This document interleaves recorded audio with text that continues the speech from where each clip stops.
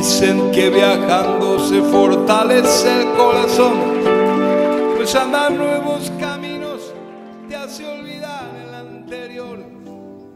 Bueno, nuevamente con Viajeros, esta será la última edición y como empezamos en su momento con la palabra de Graciela, que estuvo a cargo de las entrevistas y coordinando lo que fueron las expresiones de los diferentes viajeros que se acercaron y participaron en la biblioteca. Voy nuevamente con ella para poder darle la finalización al ciclo que ha sido muy exitoso y que ha podido expresar diferentes miradas de diferentes viajeros que nos pone muy contentos. Así que Graciela, aprovechar la oportunidad para agradecerte. Nada. Y que seguramente en el futuro va a haber muchas más de estas experiencias. Una cosa cortita, yo destaco el trabajo de la Biblioteca Popular Sarmiento, el espacio que se genera para también toda la gente que colaboró con las charlas viajeras, la gente que preparó las charlas para colaborar con los videos. Los videos van a quedar colgados en YouTube, en el espacio de la biblioteca, están a disposición de todo el mundo, de las escuelas, para que sea un elemento disparador de temas para los profes, para los maestros. Así que lo he hecho con muchísimo gusto y vamos a seguir trabajando. Obviamente. Sí, vamos a aprovechar también este momento, Graciela, si querés difundir, sé que estás haciendo otras cosas también, si querés contar del espacio que tenés, que hay otras charlas también, si querés. Sí, estoy trabajando con un grupo de amigos haciendo un espacio también por streaming, que es esto nuevo que viene ahora, ¿no? Que son estas plataformas que se crean para difundir, también están en YouTube.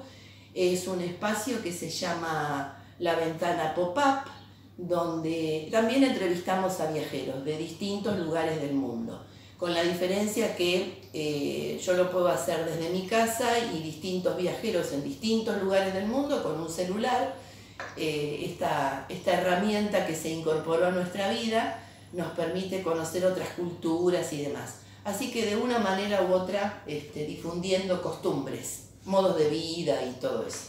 Una viajera incansable que ha pasado por su libro, ha pasado por este tipo de proyectos en instituciones, ahora también con esta nueva iniciativa, así que bueno, colaborando con la divulgación de los viajes y de esa mirada que sale un poco de los circuitos comerciales, que es tan importante en estos días. También hay mucho para aprender.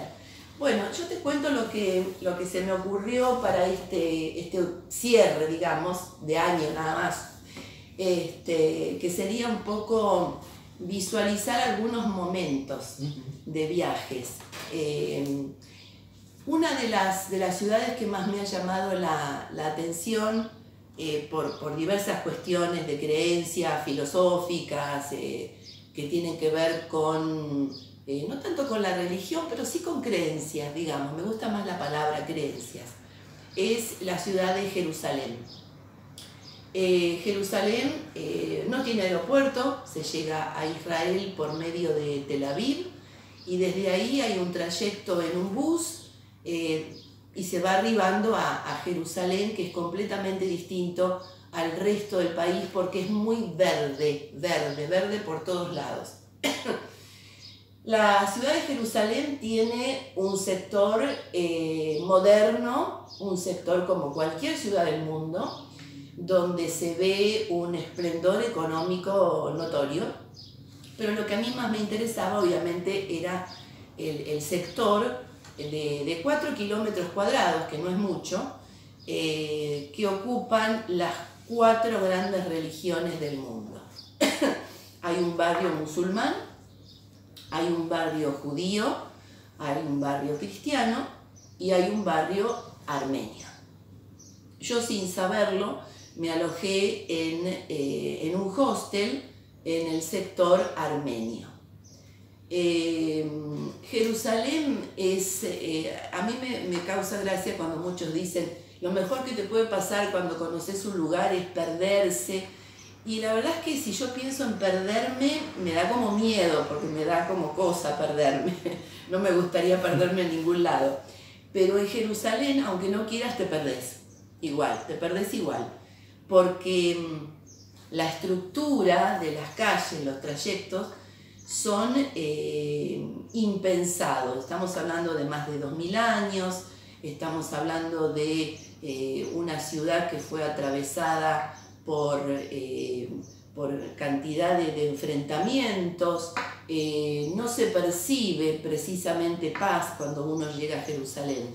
La primera imagen es una ciudad totalmente militarizada y decís, uy, qué mal la voy a pasar acá. Porque ves personal del ejército con las armas grandes, cruzadas, y ahí tomás conciencia un poco de dónde estás. Pero uno puede encontrar lugares donde uno puede estar solo, hay que levantarse muy temprano, como siempre, es una de las ciudades más visitadas del mundo, y también lo que implica Jerusalén, que es como la Meca para el mundo del Islam. Lo que más recuerdo, lo que me parece más lindo para destacar, es un momento que yo estaba alojada en el hostel, después de un día agotador de caminar y patear mucho la calle, sacar fotos, ponerme a hablar con la gente. Se pueden hacer tours gratis también, no es necesario contratar nada, uno puede transitar solo sin ningún tipo de problema. Llegué al atardecer, fui a la terraza del hostel y me senté ahí, estaba sola, y me puse a prestar atención a los sonidos. Y lo que más recuerdo fue que en un momento, esos momentos que se llenan de cosas especiales cuando uno se concentra, no solo en observar, sino también en estar en el lugar. Hubo un momento en que empezaban a sonar las campanas de las iglesias cristianas o católicas, y se mezclaban con los llamados a la oración desde las mezquitas. Entonces todo eso pasaba en el mismo momento, todo eso en una conjunción de segundos. Entonces lo que yo pensé, que es una ciudad tan caótica, insegura, militarizada, que ha generado tantas controversias entre países por cuestiones de poder y demás, para mí se resumió en ese segundo, ¿no?, de estar ahí en la terraza prestando atención a los sonidos. Las iglesias, las campanas, los llamados a la oración.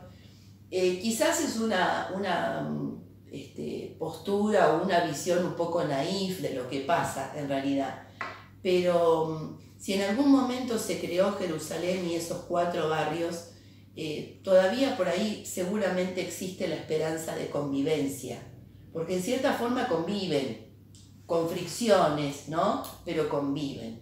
Ese fue el recuerdo que tengo de Jerusalén, más allá de el Santo Sepulcro, más allá de todos los lugares que se pueden visitar, llegar al Monte de los Olivos, la caminata por la que atravesó Jesús antes de su crucifixión. El trato con la gente es excelente. En cualquiera de los barrios que vas recorriendo siempre hay una bienvenida, siempre hay alguien que te va a invitar a pasar, a conocer el lugar. Entonces se generan ese tipo de contradicciones, ¿no?, en una ciudad tan especial. ¿Y qué pudiste ver en esto de que por lo general solés transitar otros caminos que no son solamente los comerciales o los turísticos más conocidos? Si pudiste hablar con la gente del lugar y si viste esa sensación o te pudieron transmitir esa sensación de militarización o esa sensación de estado armado, por ahí de cuestiones de este tipo. ¿Pudiste verlo? ¿Te pudieron contar? Mira, yo creo que sí, yo hablaba con la gente que administra el hostel y por supuesto con los comerciantes. Para ellos es algo totalmente normal. Es el día a día, es la vida que les toca y ellos son conscientes de dónde viven. Ellos saben que en cualquier momento puede ocurrir un atentado, como de hecho han habido no sé cuántos, pero muchos. Pero ellos conviven con eso. No es no es, por lo que yo pude percibir, no es gente que viva con miedo. Es su vida, es eso. Y bueno, el Estado militariza toda la zona y se ve mucho en Jerusalén. No se ve en otras ciudades de Israel. No se ve en otras ciudades. Se ve sí cuando pasás a Belén, que es territorio de Palestina. Claro. Ahí sí notás, te desconcentrás, decís, ¿dónde estoy? ¿Ahora qué hago? Bueno, tomás un colectivo, el colectivo te deja en un lugar, te dicen, bueno, ahora tenés que tomar un taxi porque no hay colectivo. El taxi te va a dejar en un lugar, pero no va a cruzar, te bajás del taxi, ok, ¿y a dónde voy? Y tenés que seguir el camino, ¿hacia dónde? Hacia allá. Hacia allá hay un muro de cemento, de concreto, absolutamente aterrorizante, y empezás a pasar con tu pasaporte siempre sosteniéndolo en alto, hay cámaras que te van filmando todo el tiempo y llegás a Belén. En Belén está la iglesia donde se supone que ha nacido Jesús. Es una iglesia que no tiene asientos, no tiene bancos, es una estructura antiquísima, a la que no siempre se puede ingresar, porque a veces los soldados, con una cuestión de sostener o de proteger el lugar, ingresan a la iglesia y no permiten que vos entres. El día que yo fui, por suerte pude entrar, me limité a sacar unas fotos y salí enseguida. Y luego se vuelve al otro territorio. Eso es llamativo, ¿no? Porque de repente es como que no sabes bien dónde estás, no sabes bien dónde llegaste. Esa complejidad la tiene todo el territorio de Israel. Después Nazaret, otros lugares, Galilea, son mucho más tranquilos, no está militarizado, lo que tiene también es una cantidad de ruinas romanas en excelente estado de conservación. ¿Y qué te O sea, pasó? que es muy rico. ¿Qué te pasó, como nos has contado tanto vos como también Sufredini y Zamaroni, la relación de la mujer viajera en un lugar como puede ser, en un estado como puede ser el Estado de Israel, y también cuando pudiste conocer o pasar a Belén, digamos, ¿qué te sucedió como mujer viajera? Mira, en ningún momento tuve o pasé por alguna situación peligrosa.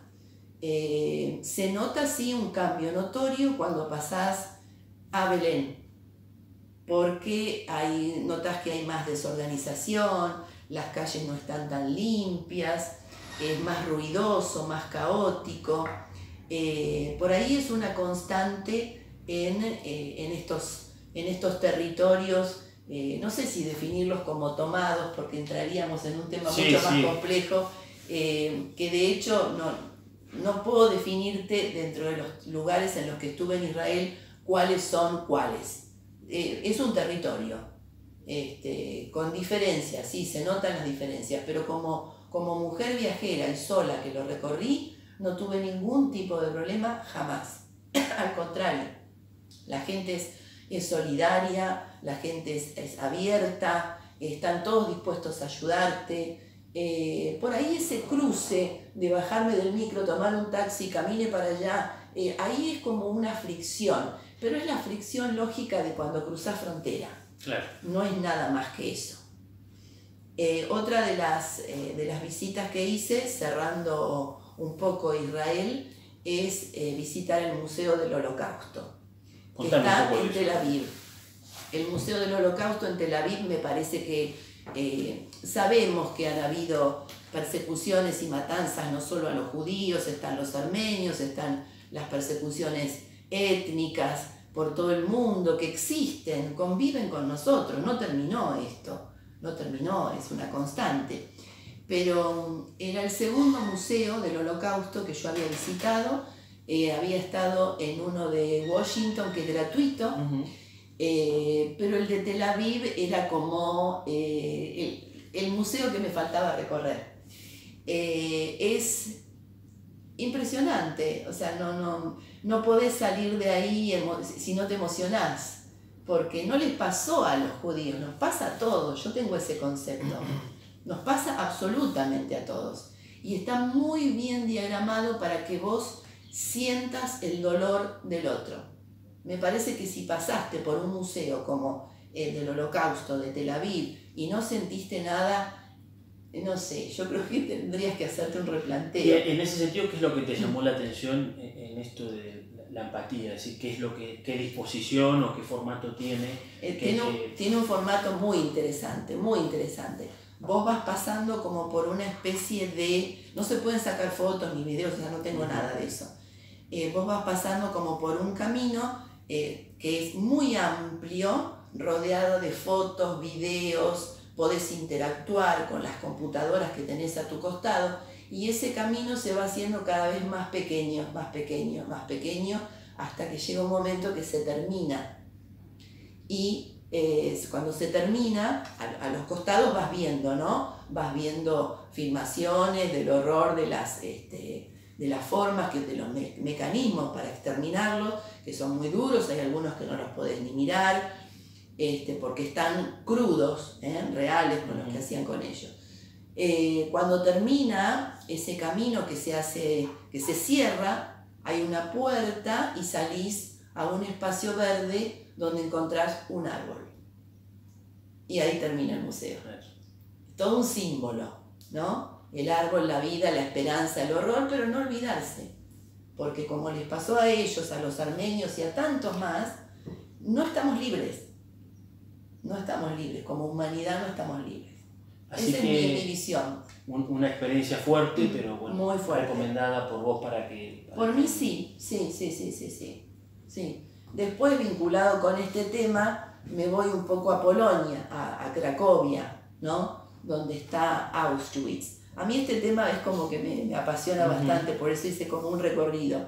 En la ciudad de Cracovia está el campo de exterminio.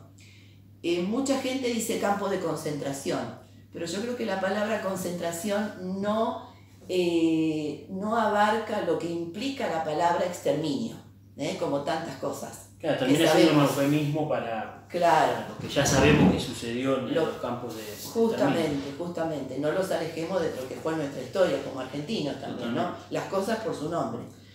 Bueno, campo de exterminio en Auschwitz. No es un lugar al que se pueda visitar uno solo, tenés que contratar un tour y mucha gente no se animó a bajar del bus. Decía, no, yo no aguanto, no voy a aguantar, no voy a poder. Y no es por una cuestión de morbo que yo quise hacerlo, sino por una cuestión de que yo considero que si no lo ves, no lo terminas de entender. Y es muy duro, es muy duro. Hay sectores que están intactos, tal cual, como se habían construido con ese propósito, y hay otros sectores que fueron modificados. Pero el lugar está. Esto está en Cracovia, una ciudad fascinante dentro de Polonia. Y es una forma también de homenajear a los que pasaron por ahí, recordarlos con lo que uno puede, llegar a sentir. Bien. Ese sería un poco el cierre de lo que es mi visión, mi recuerdo, ¿no? Bien. De Jerusalén, el Museo del Holocausto y Auschwitz en Cracovia.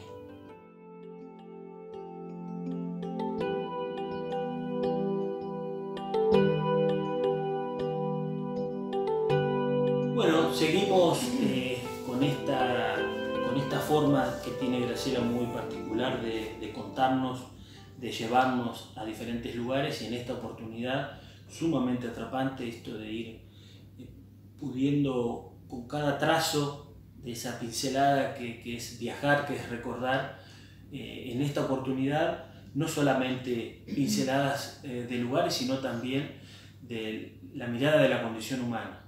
Nos va a atravesar esa mirada durante todo este viaje que estamos realizando hoy, que me estás contando. Es eso, es una viajera que no solamente nos cuenta lo que vio, sino que nos cuenta lo que vio en relación a la condición humana, que eso es sumamente importante, y es importante tener la voz de alguien que ha podido estar en estos lugares. ¿Dónde vamos, Graciela, ahora?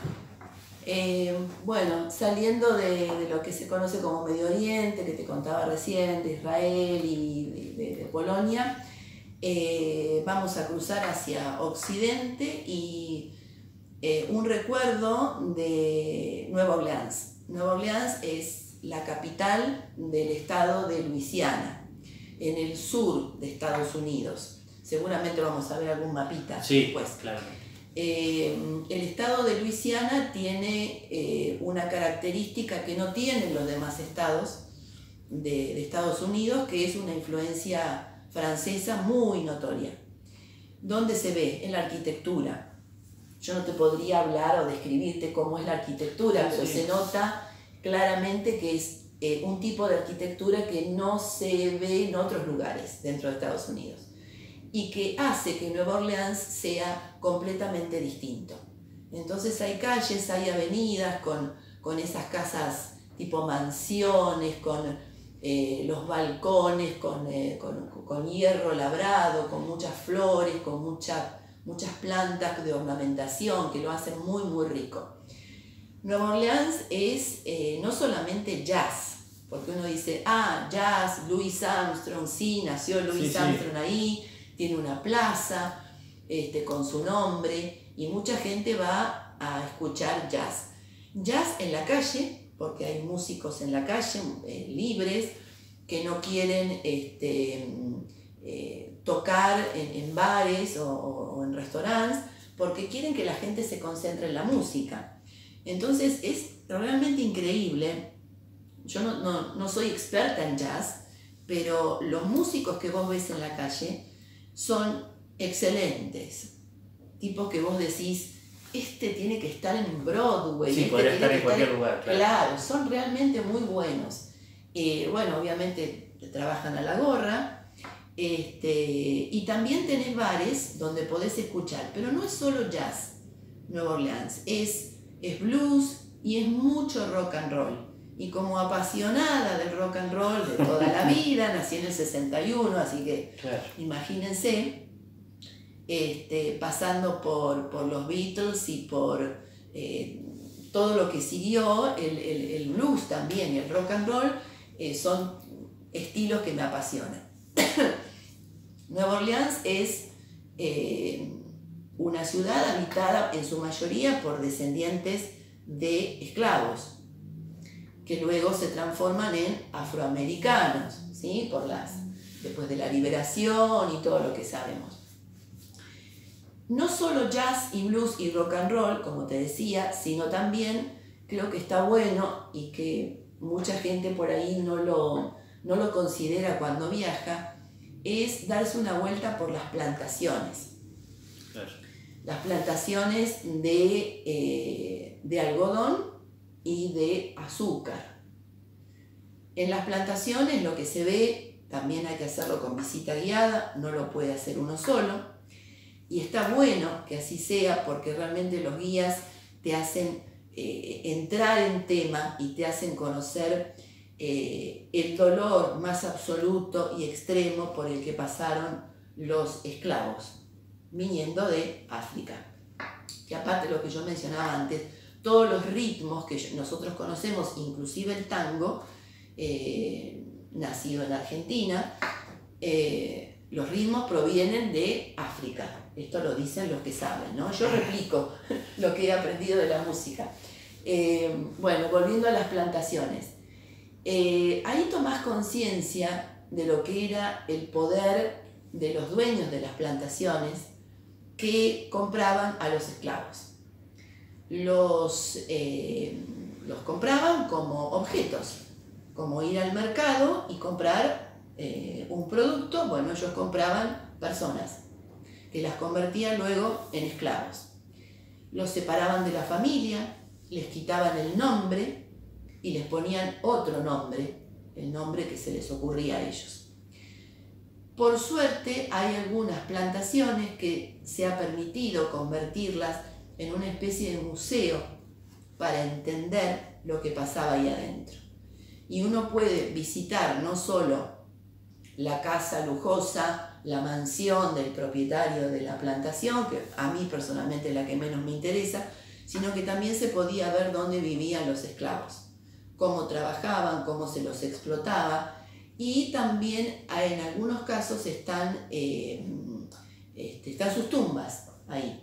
Pero con el nombre que les puso el dueño. Así que ese legado, esa visita a las plantaciones me parece interesante también para entender que en Nueva Orleans no solo es el jazz en la calle, la música o el famoso Mardi Gras, que es el carnaval. Mardi Gras es una palabra en francés, es martes de grasa, vendría a ser la traducción, sí, sí. Que sería unos días en carnaval. En carnaval ya sabemos lo que pasa, es festejo, alcohol, diversión y la gente desfilando por las calles principales de Nueva Orleans. La más importante es la calle Bourbon. Bourbon es el nombre que se le da al whisky fabricado en Estados Unidos. No es whisky, es bourbon. Así que ese recuerdo de Nueva Orleans lo voy a tener desde siempre. Y al lado está el Mississippi. Así que recorrer la costa, ir al centro, ir a la costa del río es una caminata, es muy fácil de recorrer. Hay tranvías, están impecables, construidos en madera, tienen muy buenos recorridos y subiéndote a un tranvía podés pasar un día entero recorriendo toda la ciudad. Sí, es esa tierra también que hemos construido en nuestra capacidad de imaginar los que somos lectores en Tom Sawyer, en diferentes personajes, Claro. como en Mississippi. Claro. A mí me interesa una cosa para cerrar este recuerdo, ¿no? Sí. Nombraste por un lado lo que tiene que ver con las plantaciones y incluso una imagen muy fuerte que es Morir sin tu nombre. Sí. O sea, es muy fuerte. Sí. Eso. Luego hablaste del carnaval. El carnaval no solamente en Estados Unidos, sino en toda América Latina Sí. va a ser una manifestación de sincretismo y de hibridación cultural, Claro. incluso en algunos casos como resistencia. Como resistencia. Sí. Trataste la música con un componente muy fuerte, africano. Sí. ¿Qué pasa con la comida? Porque Nueva Orleans es muy conocida por la comida, Sí. y por incluso haber sido un espacio de resistencia Sí. en las tradiciones Claro. del pueblo africano. Claro, claro. La comida, a ver, comer la comida típica generalmente es caro. Con lo cual, con mis presupuestos acotadísimos no tengo mucho acceso, pero se ha creado lo que ellos llaman la comida criol, ¿no? Criolla, que es esta conjunción de lo que trajeron los africanos con los locales. Generalmente es una comida picante, con mucho frito, con mucho arroz, con mucho pescado frito, pollo frito, frijoles, ¿no? Los porotos, como les decimos acá, negros. Y también hay una comida que es así, es accesible, que se llama el po' boy. Po' boy es una forma de decir chico pobre. El chico pobre o po' boy es un plato que es un sándwich de pan francés. Obviamente, si estuvieron los franceses hay pan. La baguette, que es muy rica. Sí, sí. Como cuando vas por Vietnam o Camboya, estuvieron los franceses, hay baguettes.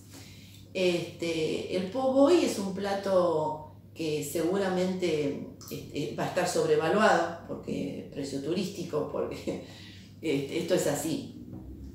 ¿Por qué se creó el po' boy? Bueno, porque había protestas, había huelgas contra los explotadores, ¿no? Entonces esa gente que estaba en las protestas en las calles no estaba trabajando, se morían de hambre. Entonces en algunos negocios se pusieron de acuerdo y diseñaron, ¿no?, ese plato como para darle a los obreros que estaban protestando para que pudieran seguir en su lucha en la calle, ¿no? Esa es una de las que probé. Pero sí, es muy rica. De hecho, hay posibilidades de participar de cursos, de pequeñas experiencias en cocina, algo que hacen los turistas también en Nueva Orleans. Pero no tengo demasiada información, lamentablemente. Me hubiera encantado probar todos los platos, pero están dentro de un segmento de gastronomía de alto nivel. Claro. Lamentablemente. Encontraron un nicho ahí para... Sí. Tal cual, tal cual.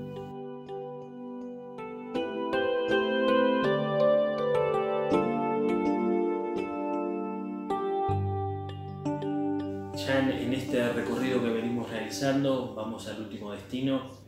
Muy atrapante hasta ahora esos recuerdos, esas pequeñas pinceladas de lo que han sido los viajes de Graciela, que son muchos. Contanos, Graciela, creo que fue uno de tus últimos viajes, Sudáfrica. ¿Qué pudiste ver en esa Sudáfrica que caminaste vos? Porque sobre Sudáfrica hay mucho escrito, mucho relato, pero ¿qué pudiste ver vos ahí? Mira, hablando de África, para el año que viene, ya para el 2021, tengo preparada una charlita que voy a hacer acá en la biblioteca, porque vamos a volver a la normalidad, eso espero. Y se me ocurrió hablar de África del Norte, África del Oeste y África del Sur, que son los lugares que yo visité. Pues son cosas completamente distintas. Una cosa es África en el norte, Marruecos, Egipto, luego tenés el Sahara, todo lo que es subsahariano es el África negra, es completamente diferente. Y Sudáfrica, que es el nombre de un país, porque esto parece obvio aclararlo, pero me parece interesante aclararlo. Sudáfrica es un país que tiene distintas capitales, una capital administrativa, una capital económica y demás. Cuando se llega a Sudáfrica se llega generalmente a Johannesburgo, que es donde está la mayor concentración de aeropuertos, o Ciudad del Cabo. Yo creo que Sudáfrica resiste de una manera que no sé hasta cuándo realmente va a durar. Te digo por lo que hablaba con la gente. Hay una mayoría blanca que concentra todo el poder económico, hay una mayoría blanca que tiene un modo de vida, un estilo de vida que va desde la clase media alta al lujo extremo, y está, por ejemplo, en Johannesburgo, una concentración de pobreza extrema, absoluta, en Soweto. Soweto es donde empiezan las grandes manifestaciones de los que viven ahí por las continuas represiones por parte de los blancos. Se produce una matanza que lleva a que la figura de Nelson Mandela suba en cuanto a poder, en cuanto a llegada popular. Esto ocurrió hace bastantes años, y yo fui a Sudáfrica creo que hace 2 años, y lo que vi en Sudáfrica es que la discriminación está latente. La discriminación existe de una manera tan contundente que es abrumador verlo.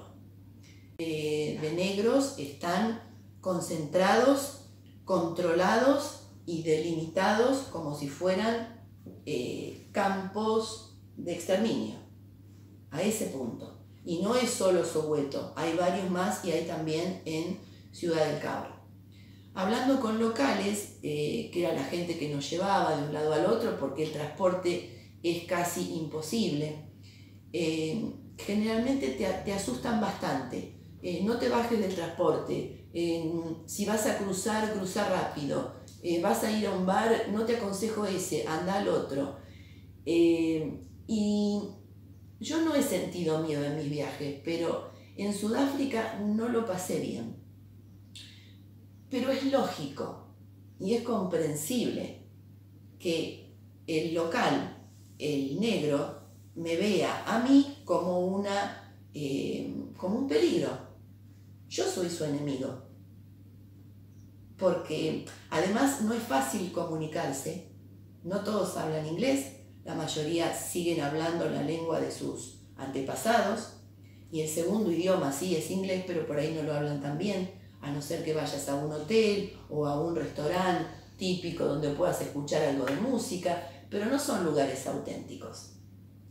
Y hablando con los locales, con esta persona que nos llevaba, nos decía que sí, que ellos con el turismo ganan muy bien, que pueden vivir muy bien, pero que tienen miedo porque no pueden salir del sector en el que se mueven, porque saben que en cualquier momento, no sé cuándo, va a ocurrir el gran enfrentamiento que se está como conteniendo, reprimiendo.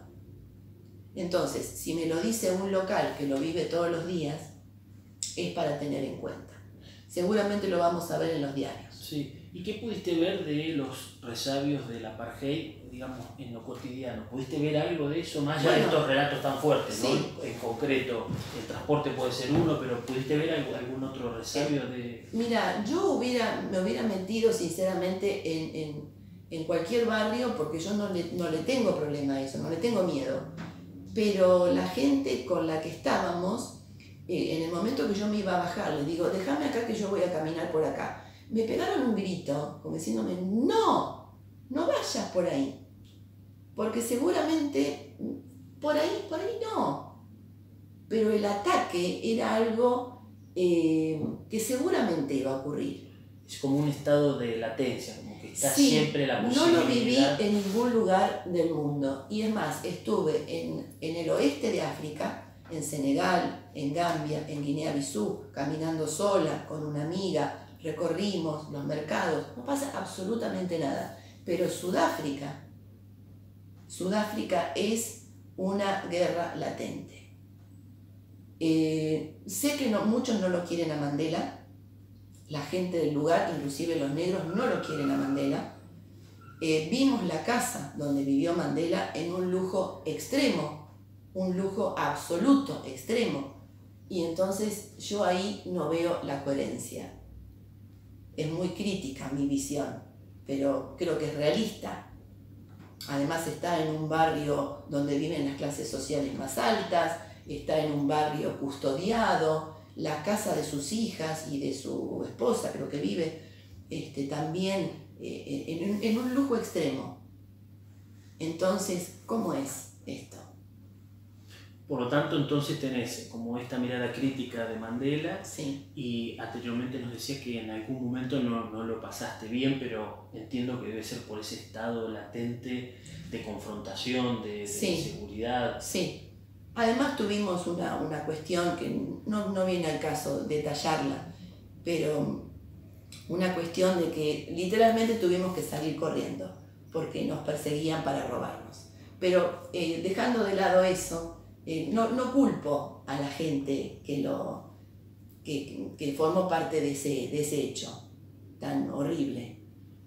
Lo que sí culpo es a que no puede convivir una clase blanca, una sociedad con una minoría blanca, con un extremo de lujo absoluto, donde vos ves coches de alta gama cada rato, por supuesto, manejados por negros, donde los choferes son negros, y el resto de cientos de miles. Hay un barrio en Ciudad del Cabo donde hay alrededor de 100.000 personas cercadas, en un barrio cercado. Tienen su propia policía, su propia escuela, no los dejan salir de ahí. Entonces eso es el apartheid. El apartheid para mí no terminó. Lamentablemente no terminó. Por eso no entiendo ciertas cosas. Sí, bueno, para cerrar es muy interesante este camino que en este relato hemos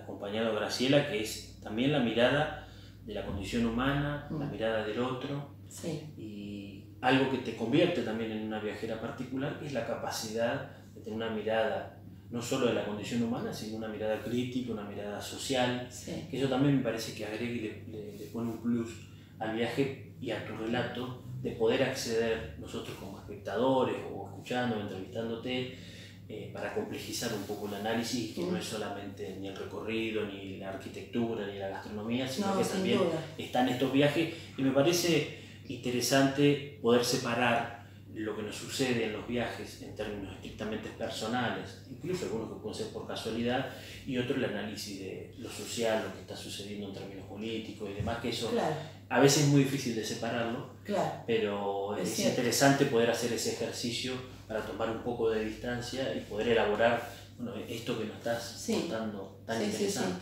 Sí, son temas que están latentes, no se terminaron. Y lo estamos viendo también en este tiempo que nos toca vivir de pandemia, en este 2020, sabemos que estos temas también han resurgido de alguna manera. Bueno, muchas gracias Graciela por esta entrega y bueno, nuevamente agradecido. Un placer, gracias a ustedes.